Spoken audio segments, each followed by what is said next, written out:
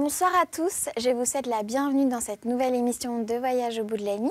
Aujourd'hui, je vais commencer un nouveau roman, Le parfum de la Dame en noir. Donc, c'est un roman policier écrit par Gaston Leroux, paru en 1908. C'est le deuxième épisode des aventures de Joseph Rouletabille. Donc, c'est un personnage créé par Gaston Leroux, qui est un jeune reporter. Mais découvrons-le sans plus attendre dans notre roman. Je vous souhaite un très bon moment. Le parfum de la Dame en noir, chapitre 1, qui commence par où les romans finissent. Le mariage de monsieur Robert Darzac et de mademoiselle Mathilde Stangerson eut lieu à Paris, à Saint-Nicolas du Chardonnay, le 6 avril 1895, dans la plus stricte intimité. Un peu plus de 2 années s'étaient donc écoulées depuis les événements que j'ai rapportés dans un précédent ouvrage. Événements si sensationnels qu'il n'est point téméraire d'affirmer ici qu'un aussi court laps de temps n'avait pu faire oublier le fameux mystère de la chambre jaune. Celui-ci était encore si bien présent à tous les esprits que la petite église eût été sûrement envahie par une foule avide de contempler les héros d'un drame qui avait passionné le monde.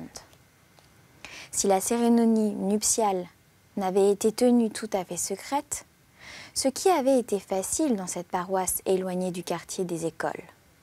Seuls quelques amis de M. Darzac et du professeur Stangerson, sur la discrétion desquels on pouvait compter, avaient été invités. J'étais du nombre. J'arrivai de bonne heure à l'église et mon premier soin, naturellement, fut d'y chercher Joseph Rouletabille. J'avais été un peu déçue en ne l'apercevant pas, mais il ne faisait point de doute pour moi qu'il eût dû venir et, dans cette attente, je me rapprochai de maître Henri Robert et de maître André S., qui, dans la paix et le recueillement de la petite chapelle Saint-Charles, évoquaient tout bas les plus curieux incidents du procès de Versailles. Que l'imminente cérémonie leur remettait en mémoire. Je les écoutais discrètement en examinant les choses autour de moi. Mon Dieu, que votre Saint Nicolas du Chardonnay est une chose triste. Décrépite, lézardée, crevassée, sale, non point de cette saleté auguste des âges qui est la plus belle parure de la pierre, mais de cette malpropreté ordurière et poussiéreuse qui semble particulière à ces quartiers, Saint-Victor et des Bernardins, au carrefour desquels elle se trouve si singulièrement enchâssée, cette église, si sombre au dehors et lugubre dedans. Le ciel, qui paraît éloigné de ce saint lieu, que, de partout ailleurs, y déverse une lumière avare à qui toutes les peines du monde à venir trouvaient les fidèles à travers la crasse séculaire des vitraux. Avez-vous lu les souvenirs d'enfance et de jeunesse de Rénan? Poussez alors la porte de Saint-Nicolas du Chardonnay et vous comprendrez comment l'auteur de la vie de Jésus, qui était enfermé à côté dans le petit séminaire adjacent de l'abbaye du Panloup et qui n'en sortait que pour venir prier ici, désira mourir.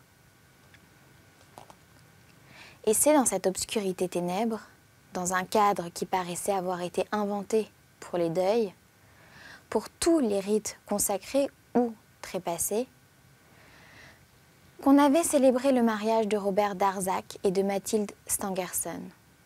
J'en conçus une grande peine et tristement impressionné en tirai un lâche augure. À côté de moi, maître Henri Robert et André S. bavardaient toujours. Et le premier avouait au second qu'il n'avait été définitivement tranquillisé sur le sort de Robert Darzac et de Mathilde Stangerson, même après l'heureuse issue du procès de Versailles, qu'en apprenant la mort officiellement consacrée de leur impitoyable ennemi, Frédéric Larsan. On se rappelle peut-être que c'est quelques mois après l'acquittement du professeur en Sorbonne que se produisit la terrible catastrophe. La catastrophe de la Dordogne, paquebot transatlantique qui faisait le service du Havre à New York, partant de brouillard la nuit sur les bancs de la Terre-Neuve, la Dordogne. Elle avait été abordée par un 3-mâts dont l'avant était entré dans dans la chambre des machines. Et pendant que le navire abordeur s'en allait à la dérive, le paquebot avait coulé à pic. En 10 minutes. C'est tout juste si une trentaine de passagers, dont les cabines se trouvaient sur le pont, eurent le temps de sauter dans les chaloupes.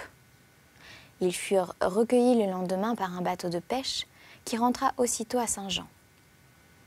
Les jours suivants, l'océan rejeta des centaines de morts, parmi lesquels on retrouva Larzan. Les documents que l'on découvrit soigneusement, cousus et dissimulés dans les vêtements d'un cadavre, attestèrent cette fois que Larzan avait vécu. Mathilde Stangerson était délivrée enfin de ce fantastique époux que, grâce aux facilités des lois américaines, elle s'était donnée en secret aux heures imprudentes de sa trop confiante jeunesse. Cet affreux bandit, dont le véritable nom, illustre dans les fastes judiciaires, était Ballmeyer, et qu'il l'avait jadis épousée sous le nom de Jean Roussel, ne viendrait plus se dresser criminellement entre elle et celui qui, depuis de si longues années, silencieusement et héroïquement l'aimait. Je l'ai toujours appelé le mystère de la chambre jaune. Tous les détails de cette formidable affaire, l'une des plus curieuses qu'on puisse relever dans les annales de la cour d'assises et qui aurait eu le plus tragique dénouement dans l'intervention quasi géniale de ce petit reporter de 18 ans, Joseph Rouletabille, qui fut le seul à découvrir sous les traits du célèbre agent de la sûreté Frédéric Larsan Ballmeyer lui-même.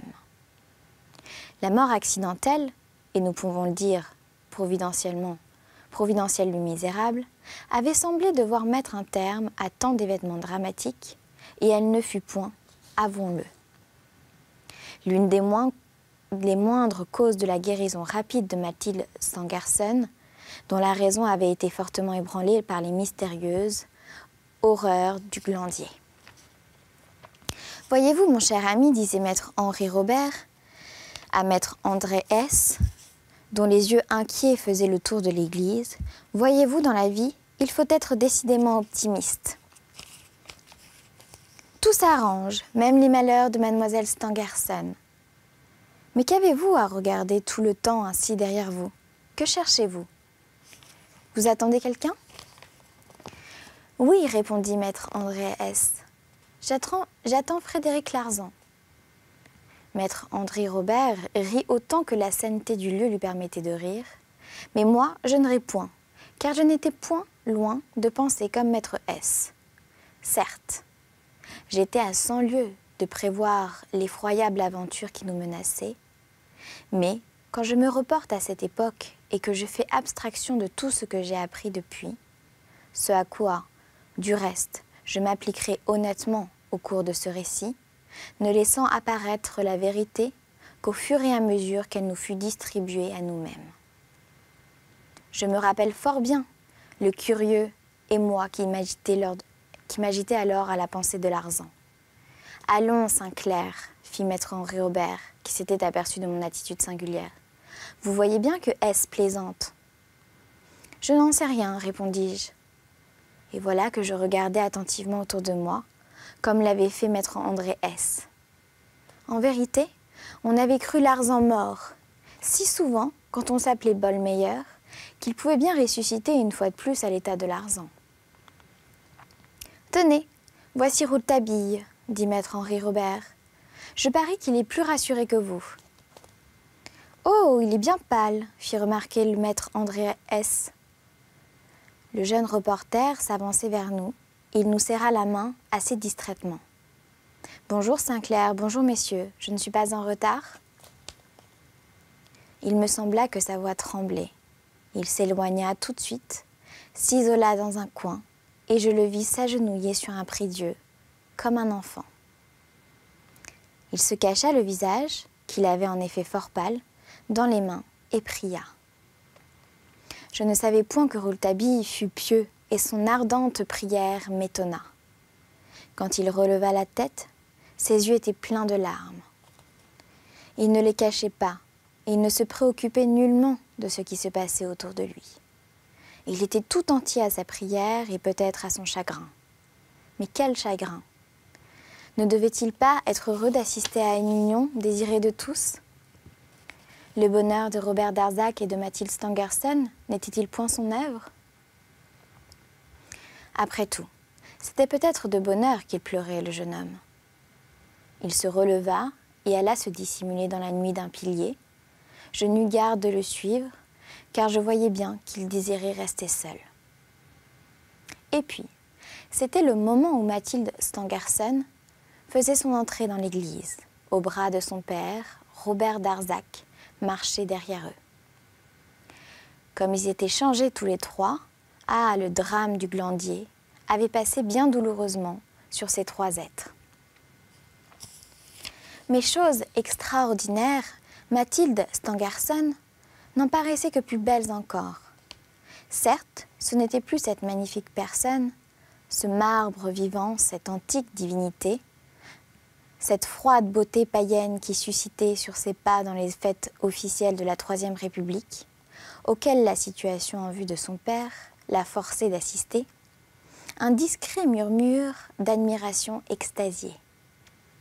Il semblait au contraire que la fatalité, en lui faisant expier si tard une imprudence commise si jeune, ne l'avait précipité dans une crise momentanée de désespoir et de folie, que pour lui faire quitter ce masque de pierre derrière lequel se cachait l'âme la plus délicate et la plus tendre. Et c'est cette âme encore inconnue qui rayonnait ce jour-là, me semblait-il, de plus suave et plus charmant éclat, sur le pur ovale de son visage, dans ses yeux pleins de tristesse heureuse, sur son front poli comme l'ivoire, où se lisait l'amour de tout ce qui était beau et de tout ce qui était bon. Quant à sa toilette, je l'avouai sottement, je ne me la rappelle plus, et qu'il me serait impossible de dire même la couleur de sa robe. Mais ce dont je me souviens, par exemple, c'est de l'expression étrange que prit soudain son regard en ne découvrant point parmi nous celui qu'elle cherchait. Elle ne parut redevenir tout à fait calme et maîtresse d'elle-même que lorsqu'elle eut enfin aperçu Rouletabille derrière son pilier. Elle lui sourit et nous sourit aussi à notre tour.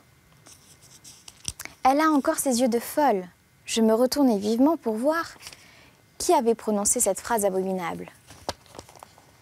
C'était un pauvre sire que Robert Darzac, dans sa bonté, avait fait nommer aide de laboratoire chez lui à la Sorbonne. Il se nommait Brignol et était vaguement cousin du marié. Nous ne connaissons point d'autres parents à M. Darzac, dont la famille était originaire du Midi. Depuis longtemps, M. Darzac avait perdu son père et sa mère. Il n'avait ni frère ni sœur et semblait avoir rompu toute cette relation avec son pays, d'où il n'avait rapporté qu'un ardent désir de réunir, une faculté de travail exceptionnelle, une intelligence solide et un besoin naturel d'affection et de dévouement, qui avait trouvé avidement l'occasion de se satisfaire auprès du professeur Stangerson et de sa fille. Il avait aussi rapporté de la Provence, son pays natal, un doux accent qui avait fait d'abord sourire ses élèves de la Sorbonne, mais que ceux-ci avaient aimé bientôt comme une musique agréable et discrète qui atténue un peu l'aridité nécessaire des cours de leur jeune maître déjà célèbre. Un beau matin de printemps précédent, il y avait par conséquent un an environ de cela, Robert Darzac leur avait présenté Brignol. Il venait tout droit d'Aix, où il avait été préparateur de physique et où il avait dû commettre quelques fautes disciplinaires, qui l'avaient jeté tout à coup sur le pavé. Mais il s'était souvenu à temps qu'il était parent de M. Darzac, avait pris le train pour Paris et avait su si bien attendrir la fiancée de Mathilde Stangerson que celui-ci, le prenant en pitié, avait trouvé le moyen de l'associer à ses travaux. À ce moment, la santé de Robert Darzac était loin d'être florissante. Elle subissait le contre-coup des formidables émotions qui l'avaient assaillie au Glandier et en cour d'assises. Mais on eût pu croire que la guérison désormais assurée de Mathilde et que la perspective de leur prochain hymen aurait la plus heureuse influence sur l'état moral et par contre-coup sur l'état physique du professeur. Or, nous remarquâmes tous, au contraire, que du jour où il s'adjoignit ce Brignol, dont le concours devait lui être, disait-il, un précieux soulagement, la faiblesse de M. Darzac ne fit qu'augmenter. En effet, nous constatâmes aussi que Brignol ne portait pas chance, car 2 fâcheux accidents se produisirent côte à côte au cours d'expériences qui semblaient cependant ne voir présenter aucun danger. Le premier, résultat de l'éclatement inopiné d'un tube de Gessler, dont les débris eussent pu dangereusement blesser M. Darzac et qui ne blessa que Brignol, lequel en conservait encore aux mains quelques cicatrices. Le second, qui aurait pu être extrêmement grave, arriva à la suite de l'explosion stupide d'une petite lampe à essence au-dessus de laquelle M. Darzac était justement penché. La femme faillit lui brûler la figure. Heureusement, il n'en fut rien, mais elle lui flamba les cils et lui occasionna pendant quelque temps des troubles de la vue, si bien qu'il ne pouvait plus supporter que difficilement la pleine lumière du soleil.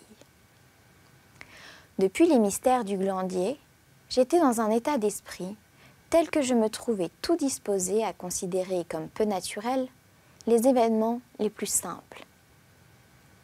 Lors de ce dernier accident, j'étais présent, étant venu chercher M. Darzac à la Sorbonne. Je conduisis moi-même notre cher ami chez un pharmacien, et de là chez un docteur, et je priai assez sèchement Brignol, qui manifestait le désir de nous accompagner de rester à son poste. En chemin, M. Darzac me demanda pourquoi j'avais ainsi bousculé ce pauvre Brignol. Je lui répondis que j'en voulais à ce garçon d'une façon générale, parce que ses manières ne me plaisaient point, et d'une façon particulière, ce jour-là, parce que j'estimais qu'il fallait le rendre responsable de l'accident. M. Darzac voulut en connaître la raison. Mais je ne sus que répondre, et il se mit à rire. M. Darzac finit de rire cependant lorsque le docteur lui eut dit qu'il aurait pu perdre la vue et que c'était un miracle qui fût quitte à si bon compte. L'inquiétude que me causait Brignol était sans doute ridicule, et les accidents ne se reproduisirent plus. Tout de même, j'étais si extraordinairement prévenue contre lui que, dans le fond de moi-même, je me lui pardonnais pas que la santé de M. Darzac ne s'améliora point. Au début de l'hiver, M. Darzac toussa, si bien que je le suppliai et que nous nous suppliâmes tous de demander un congé et de s'aller reposer dans le midi. Les docteurs lui conseillèrent San Remo. Il y fut, et 8 jours après, il nous écrivait qu'il se sentait beaucoup mieux. Il lui semblait qu'on lui avait, depuis qu'il était arrivé dans ce pays, enlevé un poids de dessus la poitrine. « je respire, nous disait-il.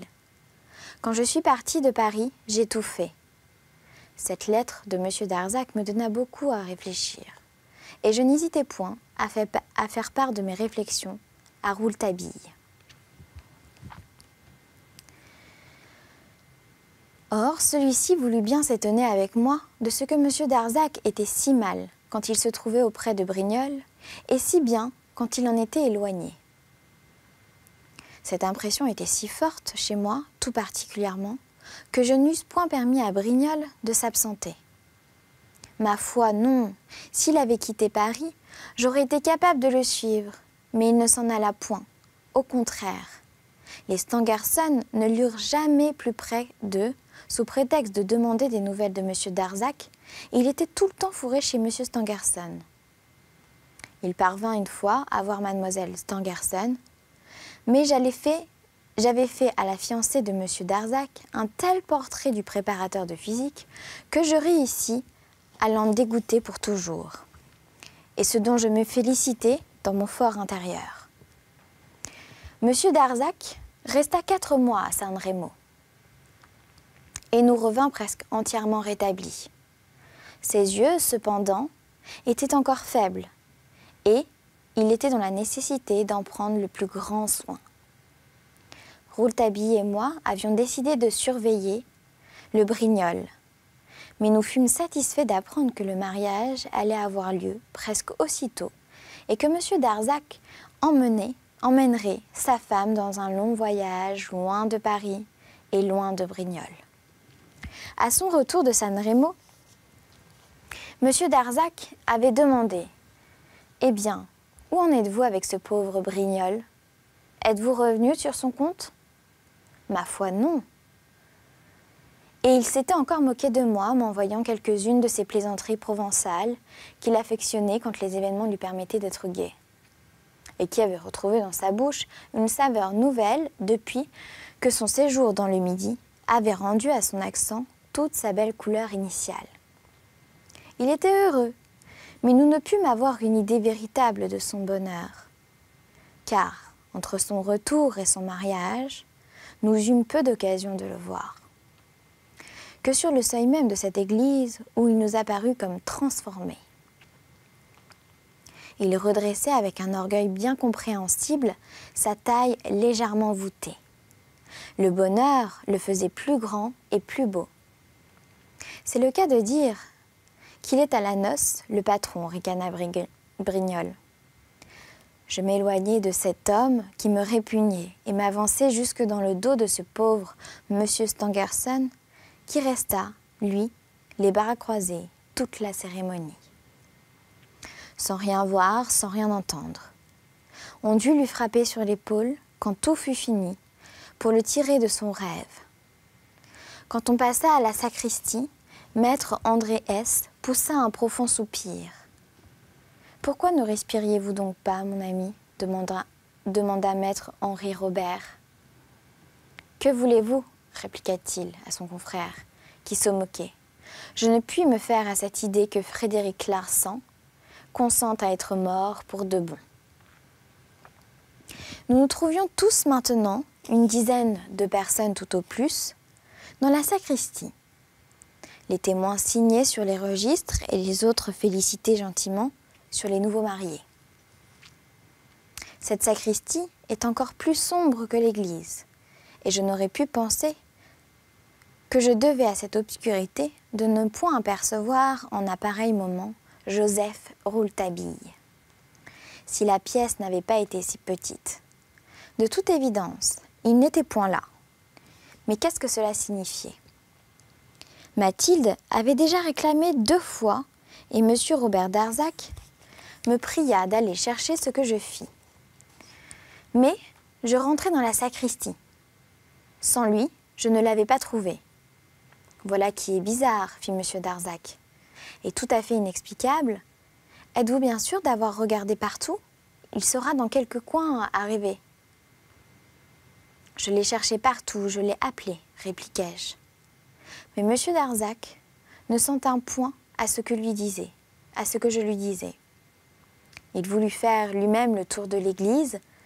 Tout de même, il fut plus heureux que moi, car il apprit d'un mendiant qui se tenait sous le porche qu'un jeune homme qui ne pouvait être en effet que Rouletabille était sorti de l'église quelques minutes auparavant et s'était éloigné dans un fiacre.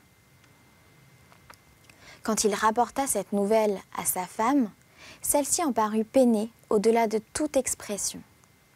Elle m'appela et me dit « Mon cher monsieur Sinclair, vous savez que nous prenons le train dans 2 heures à la gare de Lyon.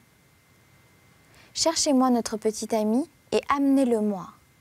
Et dites-lui que sa conduite inexplicable m'inquiète beaucoup. Comptez sur moi, fis-je. » Et je me mis à la chasse de Rouletabille sur le champ. Mais je revins bredouille à la gare de Lyon, ni chez lui, ni au journal, ni au café du barreau, où les nécessités de son métier le forçaient souvent à se trouver à cette heure. Aucun de ses camarades ne put me dire où j'aurais quelque chance de le rencontrer. Je vous laisse penser combien tristement je fus accueillie sur le quai de la gare. Monsieur Darzac était navré, mais comme il avait à s'occuper de l'installation des voyageurs, car le professeur Stangerson, qui se rendait à Menton, chez les sœurs Stangerson, qui se rendaient à Menton aussi, accompagnait les nouveaux mariés jusqu'à Dijon. Cependant, que ceux-ci continuaient leur voyage par Culose et le Mont-Cenis, il me pria d'annoncer cette mauvaise nouvelle à sa femme. Je fis la triste commission en rajoutant que Rouletabille viendrait sans doute avant le départ du train. Au premier mot que je lui dis de cela, Mathilde se mit à pleurer, doucement, et elle secoua la tête. « Non, non, non, c'est fini, il ne viendra plus. » Et elle monta dans son wagon. C'est alors que l'insupportable Brignol, voyant l'émoi de la nouvelle mariée, ne put s'empêcher de répéter encore à maître André S., qui du reste le fit taire fort malhonnêtement, comme il le méritait. « Regardez donc, je vous dis qu'elle a encore ses yeux de folle. Ah, Robert a eu tort. Il aurait mieux fait d'attendre. Je vois encore Brignol en les disant cela, et je me rappelle le sentiment d'horreur que dans le moment même il m'inspira. Il ne faisait point de doute que moi, depuis longtemps, que ce Brignol était un méchant homme, et surtout un jaloux, et qu'il ne pardonnait point à son parent le service que celui-ci lui avait rendu, en le casant dans un poste tout à fait subalterne. Il avait la mine jaune et les traits longs, tirés de haut en bas. Il avait une longue taille, de longs bras, de longues jambes et une longue tête. Cependant, à cette règle de l'honneur, il fallait faire une petite exception pour les pieds et pour les mains. Il avait les extrémités petites et presque élégantes.